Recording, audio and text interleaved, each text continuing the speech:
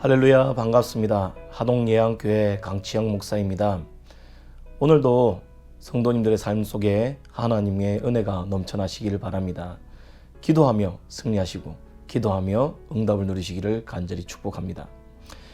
오늘 함께 하실 말씀 누가복음 9장 57절에서 62절 말씀입니다. 길 가실 때에 어떤 사람이 여짜오되 어디로 가시든지 나는 따르리이다. 예수께서 이르시되 여우도 굴이 있고 공중에 새도 집이 있으되 인자는 머리 둘 곳이 없도다 하시고 또 다른 사람에게 나를 따르라 하시니 그가 이르되 나로 먼저 가서 내 아버지를 장사하게 허락하옵소서. 이르시되 죽은 자들로 자기의 죽은 자들을 장사하게 하고 너는 가서 하나님의 나라를 전파하라 하시고 또 다른 사람이 이르되 주여 내가 주를 따르겠나이다마는 나로 먼저 내 가족을 작별하게 허락하소서. 예수께서 이르시되 손에 쟁기를 잡고 뒤를 돌아보는 자는 하나님의 나라에 합당하지 아니하니라 하시니라. 성도가 신앙생활을 잘 하려면 승리하려면 우선순위를 잘 인식해야 합니다. 매일이 선택의 기로입니다. 어느 길을 갈 것인가? 하나님의 길을 갈 것인가? 수익을 더 얻을 것인가? 하나님의 길을 갈 것인가? 아니면 명예를 얻을 것인가? 수 없는 갈림길 속에서 성도들은 자신만의 신앙생활을 영위하려고 합니다. 내가 편한 곳으로 갈 것인가? 아니면 하나님께서 이르시는 그 기준에 합하여 갈 것인가를 고민하게 되겠지요. 내가 원하는 것이 무엇이 먼저이냐? 아니면 하나님의 말씀이 우선이냐? 삶이 우선이냐? 그 갈림길 말입니다. 우선순위를 바르게 잡지 못하면 삶에 끌려다니게 됩니다. 돈에 끌려다니고 수많은 이유들에 끌려다니게 됩니다. 하지만 이 시기에 우선순위를 설정하는 시기에 내 삶의 우선순위를 바르게 잡아두면 나만의 철학이 세워지고 가치관이 세워지면 갈림길을 만날 때마다 우리는 고민하지 않을 것입니다. 반드시 하나님 편에 서게 되겠지요. 갈등할 때마다 그 갈등이 다른 사람에게는 하나님의 것을 따를 것인가, 아니면 돈을 따를 것인가, 명예를 따를 것인가, 소유를 따를 것인가, 아니면 자녀들의 삶을 우선으로 할 것인가를 고민하지 않고 내 삶의 순간순간 하나님의 가치로 살아가게 될 것이기 때문입니다.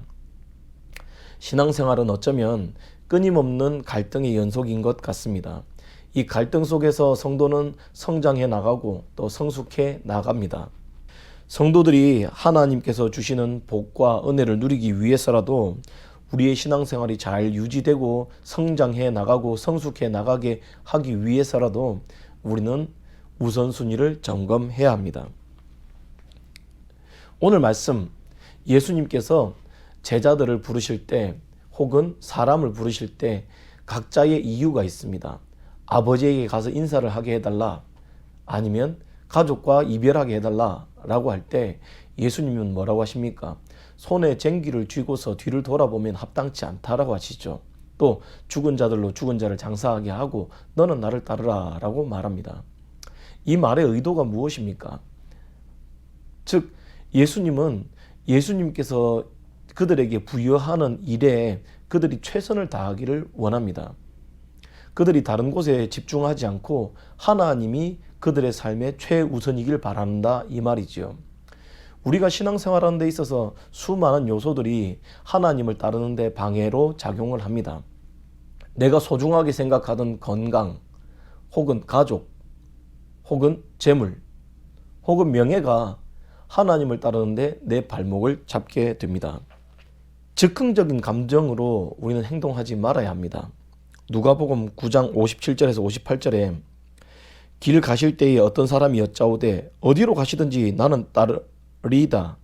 예수께서 이르시되 여우도 굴이 있고 공중에 새도 집이 있으되 인자는 머리 둘 곳이 없다 하시고, 우리가 주님을 믿고 은혜가 가득할 때는 주님을 위해서 무엇이든지 할 수 있다라고 생각합니다. 그 당시는 진심일 겁니다. 수많은 사람들이 기도원에서 은혜를 받고 유명한 목사님을 모시고 말씀 집회를 하면서 그때 받은 은혜로 내가 주님을 위해서 교회 봉사도 열심히 하고 11조도 열심히 하고 또 하나님의 일을 위해서 배고픈 사람들, 연약한 사람들 돕겠습니다 하고 열정적으로 외치죠. 감정에 치우쳐서 말입니다. 은혜가 되었기 때문에 그러겠지요. 하지만 그러지 말자는 겁니다. 예수님은 인간의 그런 습성을 알기 때문에 거기에 의탁하지 않으십니다. 어느 유명한 사람이, 어느 재산이 많은 사람이 예수님, 제가 예수님 말씀에 은혜를 받았습니다. 제가 주님을 따르겠습니다 라고 할지라도 주님이 거기에 자신의 삶을 의탁하지 않으셨다라는 말이기도 합니다. 많은 재산가들이 은혜를 받고 나면 강사에게 혹은 목사에게 혹은 자신에게 은혜를 끼친 사람에게 무엇이든지 다 해줄 것처럼 이야기를 합니다. 하지만 실제로 다른 일들이 발생을 하면은 내가 언제 그랬지? 상황이 바뀌어서. 혹은 내 자녀에게 더 급한 일이 생겨서 제가 그 약속을 지키지 못하게 될 것 같습니다 라고 이야기를 합니다. 예수님은 그런 사람의 습성을 잘 압니다. 그래서 우리 역시 내 삶의 우선순위를 정하고 내 갈 길을 정할 때 감정적으로 하지는 말자 이겁니다. 하나님의 은혜를 받았다고 그 은혜가 내게 지금 충만하다고 내일 모레 한 달 뒤에도 충만하다라는 보장을 할 수 있겠습니까? 없지요. 없습니다. 사람은 그 은혜의 최고점에서 결단을 하면 반드시 넘어지게 되어 있습니다. 그래서 우리는 최고점도 가보고 최저점도 가보고 그리고 그 중간 어딘가에서 우리의 신앙생활이 유지되고 있을 때 그때 내가 하나님을 위해서 하나님께 주신 이 사명을 위해서 열정을 쏟아야겠다. 어떻게 해야겠다. 라고 결정하시는 것이 더 좋지 않겠습니까? 요한계시록 2장 10절에 너는 장차 받을 고난을 두려워하지 말라. 볼지어다 마귀가 장차 너희 가운데서 몇 사람을 옥에 던져 시험을 받게 하리니 너희가 10일 동안 환난을 받으리라. 내가 죽도록 충성하라. 그리하면 내가 생명의 관을 내게 주리라. 하나님은 지금 내가 은혜가 되었고 지금 재산이 많고 지금 명예가 높고 그러니까 하나님의 일을 하겠습니다 라고 하는 사람을 쓰시는 것이 아닙니다. 어떤 사람은 교회에서 재산이 많으니까 제가 이번에 중요한 사업을 준비 중인데 목사님 기도해 주셔서 이거 잘 되면은 제가 열심히 헌금하고 선한 일 하겠습니다 라고 할지라도 우리가 믿지 말아야 될 이유는 사람은 언제든지 변합니다. 그리고 하나님은 그 일을 맡긴 자에게 무엇을 원하시느냐? 그들의 재산이 많고 적음을 원하시는 것도 아니고 그들의 권세가 많고 적음을 원하시는 것도 아니고 그들에게 맡겨진 직무, 그들에게 맡겨진 사명을 대하여서 끝까지 참고 견디며 그 맡은 바 사명을 완수해 내느냐가 훨씬 더 중요하다 이 말입니다. 그래서 요한계시록 2장 10절에 장차 받을 고난을 두려워하지 말고 어려움을 두려워하지 말고 너에게 맡긴 것을 최선을 다해서 감당하라 라고 말씀하시는 겁니다. 신앙생활에는 우선순위가 확립되어야 됩니다. 누가복음 9장 59절에서 60절 말씀에 또 다른 사람에게 나를 따르라 하시니 그가 이르되 나로 먼저 가서 내 아버지를 장사하게 허락하옵소서. 이르시되 죽은 자들로 자기의 죽은 자들을 장사하게 하고 너는 가서 하나님의 나라를 전파하라 하시고. 예수님께서는 또 다른 사람에게 나를 쫓으라고 하십니다. 그때의 사람들은 부친이 돌아가신 상황입니다. 분명히 엄청나게 중요한 일이죠.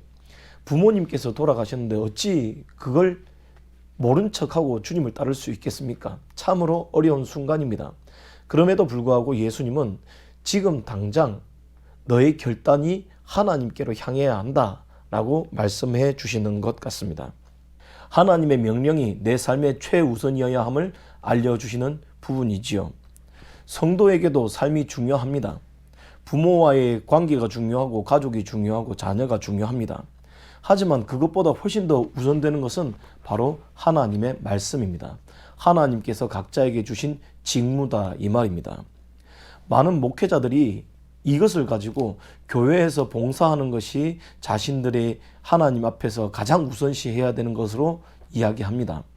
하지만 각자에게 주시는 하나님의 직무는 본인과 하나님이 압니다.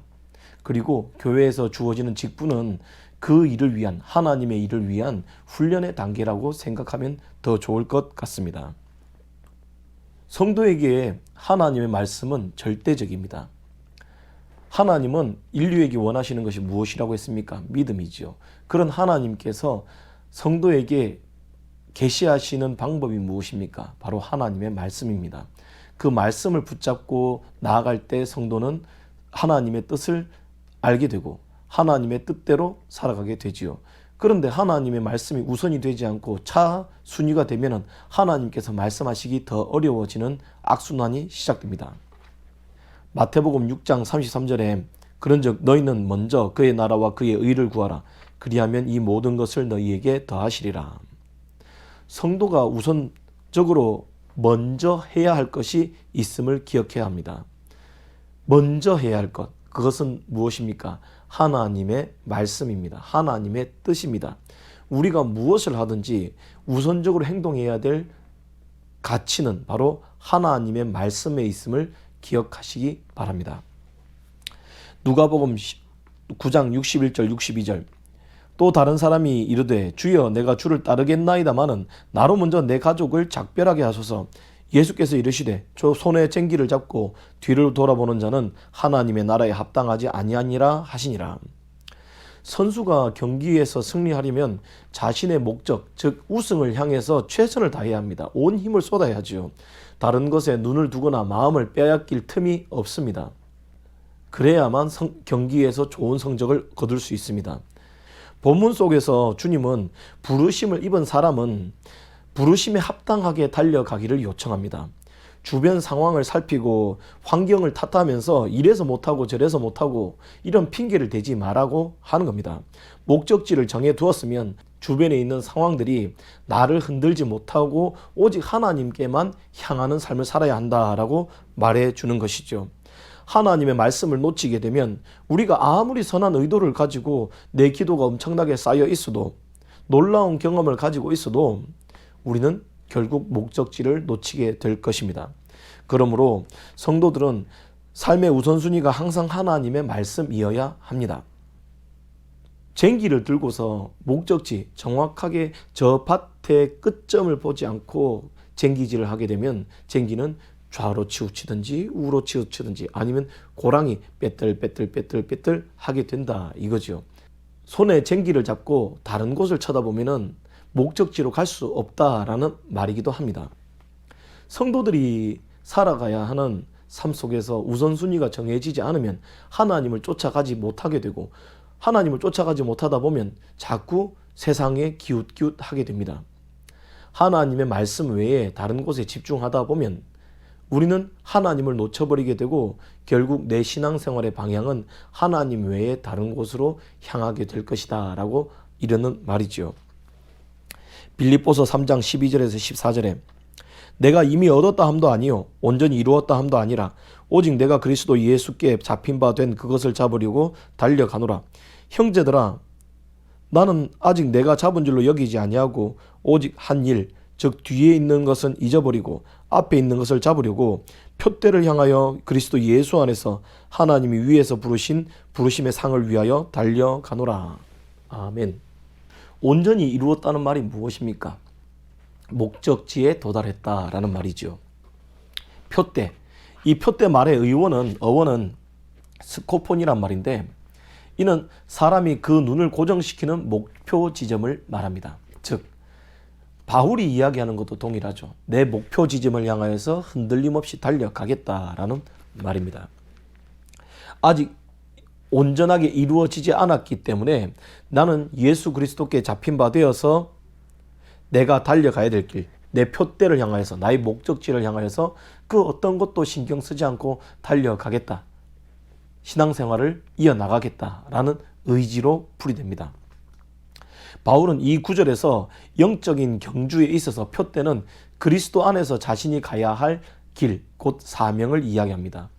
그 표대에 도달하기 위해서 모든 수단, 자신이 가용할 수 있는 모든 수단을 동원하여 복음을 전하는 증인이 되어서 하나님의 말씀이 우선된 삶, 사명이 우선된 삶을 살아갈 때 비로소 하나님의 말씀이 삶에 투영되어서 성도들에게 나타나게 되고 성도들이 서로의 모습을 통해 하나님의 사랑을 누리게 될 것입니다.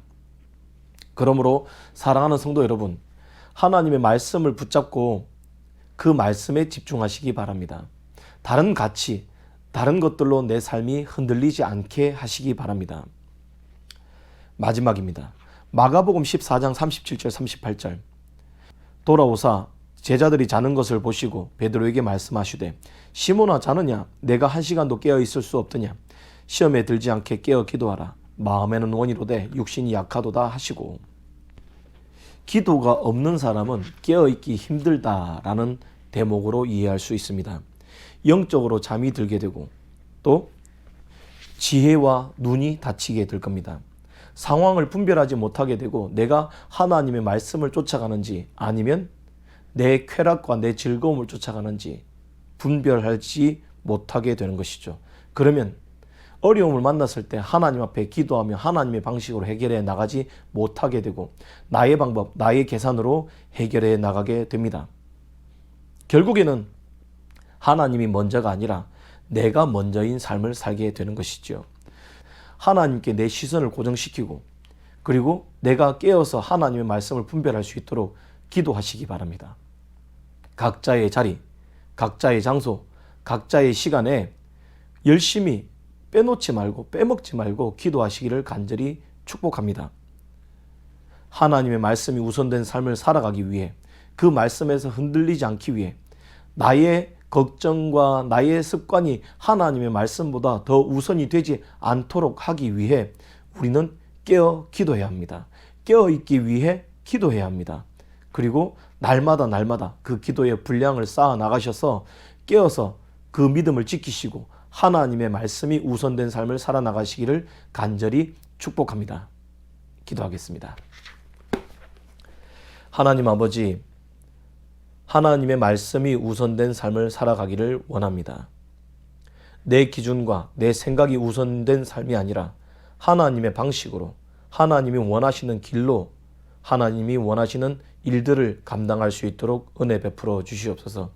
우리는 연약하여 날마다 넘어집니다. 하나님, 깨어서 하나님께서 원하시는 것을 깨달아 순종하기 위하여 날마다 기도하는 사람이 되게 하여 주옵소서. 각자의 방에서 각자의 시간에 빼놓지 않고 기도하며 깨어 기도하여 하나님의 뜻을 분별하고 하나님의 말씀에 순종하여 하나님께서 이르시는 그 사명, 맡기신 사명이 우선이 되는 삶을 살아가도록 인도하여 주옵소서. 예수 그리스도의 이름으로 기도하옵나이다. 아멘.